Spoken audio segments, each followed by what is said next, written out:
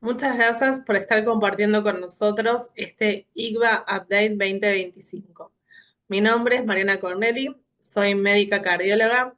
formo parte del staff de imágenes cardiovasculares no invasivas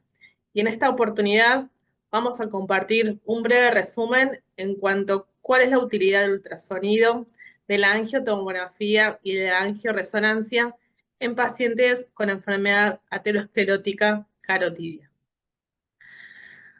El último documento que trata de este tema y que vamos a utilizar de base entonces para esta actualización son las guías europeas de enfermedad vascular periférica del año 2024. En este caso, el primer punto a plantear es cuáles son los objetivos de los métodos diagnósticos en este escenario. Por un lado es el screening de la enfermedad carotidia en aquella población seleccionada donde se justifique esta herramienta.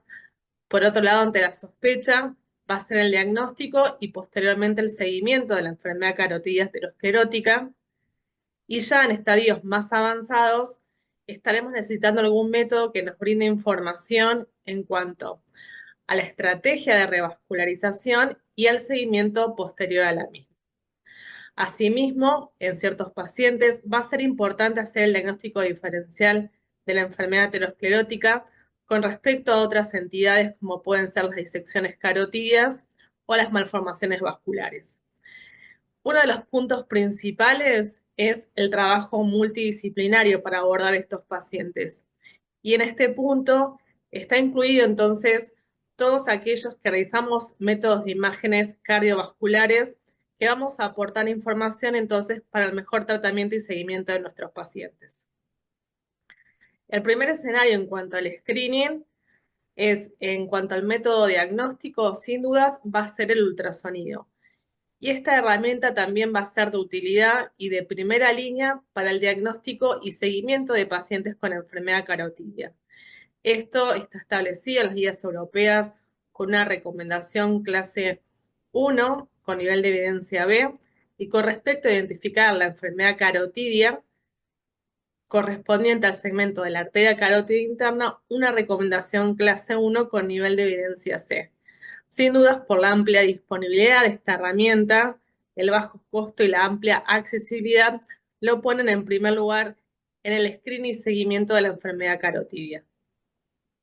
Las ventajas del ultrasonido es toda la información que nos brinda, ya sea por el modo bidimensional en cuanto a la caracterización e identificación de las placas carotidas, y ya mediante las herramientas del Doppler, tanto color como espectral, para poder estratificar entonces las estenosis carotidias.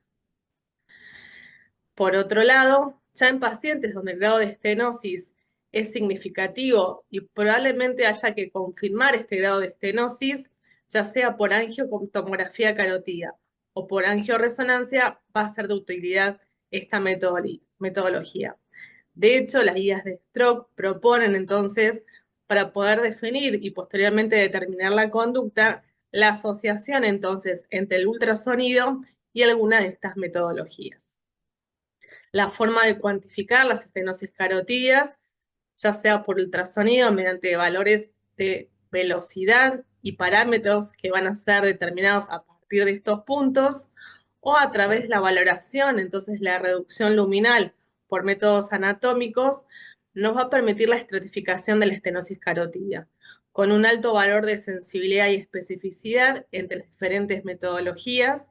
y esto está planteado en el algoritmo diagnóstico de la guía europea, en el cual, como vemos, en primer lugar el ultrasonido y a continuación la angiotomografía o la angioresonancia. Me parece importante destacar con respecto a la angioresonancia, fundamentalmente, que la sensibilidad y especificidad que se proponen en diferentes publicaciones en la vida práctica nos hace referencia fundamentalmente a estudios con contraste, ya que la sensibilidad y especificidad de la angioresonancia, digamos, sin contraste, se nota mucho cuál es la menor posibilidad de información que nos brinda. Y la utilidad de estas dos herramientas, es decir, de la angiotomografía y de la angioresonancia,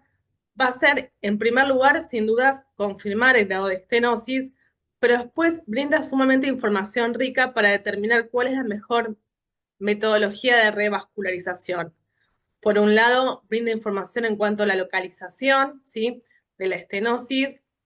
Sabemos que para el abordaje en arterectomía, estenosis muy altas o por debajo de la subclavia pueden ser abordajes complejos. También brinda información en cuanto a la tortuosidad del vaso, que es sumamente importante al momento de uno proponer una angioplastia, esas características, así como también la carga de enfermedad aterosclerótica a nivel del arco órtico por la chance de embolias distales.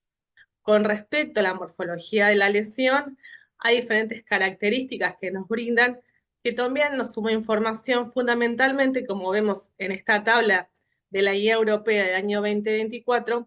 características anatómicas, ¿sí?, que determinan en el caso de la angioplastia un mayor impacto en cuanto al beneficio y la chance de resultado positivo de este tipo de intervención. Al comparar ambas técnicas, ¿sí?, tal vez la mayor disponibilidad de la angiotomografía carotídea y lo más corto del estudio lo hacen más accesible y menos costoso. Con respecto a la angioresonancia, sin duda, la información que puede brindar en cuanto al compromiso vascular, ¿sí?, a nivel del parénquima cerebral, en el contexto de lesiones isquémicas agudas o evolucionadas, es una gran herramienta y brinda mucha información. Y por otro lado, sí, es importante resaltar la utilidad de la resonancia carotidia al momento de caracterizar placas, fundamentalmente placas con criterios de vulnerabilidad, que pueden, digamos, ayudarnos a tomar conducta en aquellos pacientes con estenosis carotídea asintomática. De esta forma, entonces, ya para ir completando esta actualización, con respecto al seguimiento post-revascularización,